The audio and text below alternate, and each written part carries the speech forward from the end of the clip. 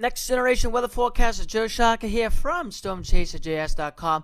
Looking at the next couple of weeks, we have some interesting things that are going to be going on here, and we'll take a look at some of those things that may lead to a little bit more winter weather here in the Northeast.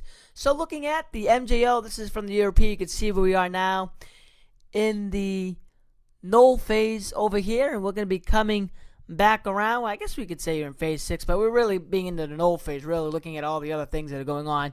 So null phase, somewhat slightly into phase 6, but what will be going on towards we get to the end of the month is it looks like we will be getting to phases 8, 1, 2, and 3, and those phases 2 and 3 especially are very cold for late winter and early spring here in much of the eastern part and northeast United States. So there's the European MJO, the GFS MJO getting into that phase 8, and the Australian MJO coming into 8, 1, 2, 3 over the next couple of weeks, and this goes to the end of March, and then I lost track of where it is, but it's somewhere over here, maybe getting into those warmer phases as we go into the couple of weeks of March. But the end February and the get into March, it will be cooler in the Northeast, given these MJO patterns in the East as a whole.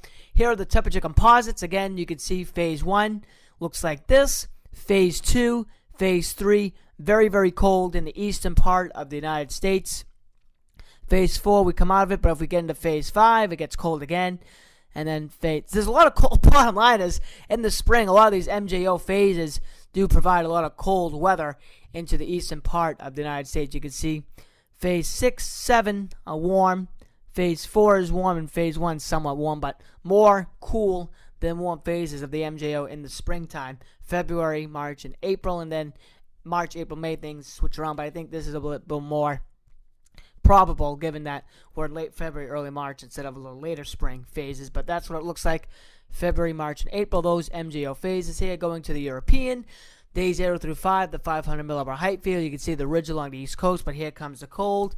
Days 5 through 10, there will be a storm that comes across next week. We still have some ridging. This is the 23rd of February, and then things begin to change. Roughly day 11 through 12, things begin to change, and the individual day 15 has a lot of ridging up across the higher latitudes and a deeper trough over the eastern part of the United States. So this could be a stormier pattern going into the month of March. Definitely a possibility. There's the GFS, day 11 through 16. That's what the European looks like, day 15. Here is the GFS ensemble snowfall next 2 weeks.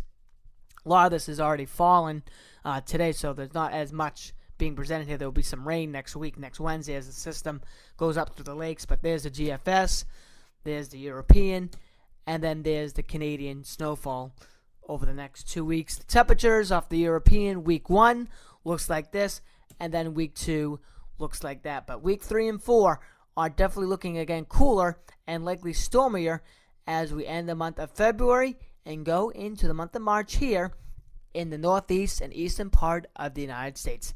That's it for now, and thank you for watching.